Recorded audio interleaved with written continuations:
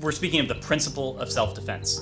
We No, certainly. I'm asking if you think that the principle of self-defense applies to the retaliatory, the airstrikes that they're conducting in response. Matt, this is a very fluid situation. I would hesitate to comment on operations beyond, the rocket fire that is clearly targeting innocent civilians in Israel. So I would hesitate to speak to specific operations that have just occurred. But the broader principle of self-defense is something we stand by on behalf of Israel and every other country. Do you think that an Israeli military response to the rockets coming in, a military response to the rockets coming in, is covered by this broader rubric of self-defense, right? Self-defense often does authorize the use of force. What you said about the principle of self-defense, does that in any way apply to the Palestinians? Do they have a right to self-defense? Do Palestinians have a right to self-defense?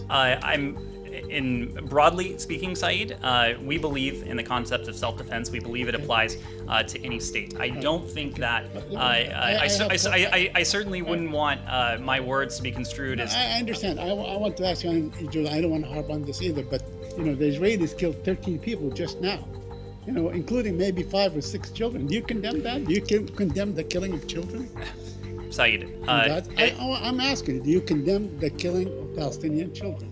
Obviously, and these reports are just emerging, and I understand, I was just speaking to the team, I understand we don't have independent confirmation of facts on the ground yet, so I'm very hesitant to get into reports that are just emerging. Obviously, the deaths of civilians, be they Israeli or Palestinians, are something we would take very seriously. Your answer, you're going to know as soon as I read what your answer was, that there's a big problem with it. You said, well, not a problem, it just doesn't answer the question. We believe that it, meaning the right to self-defense, applies to any state. Well, you see the problem, right? Yes?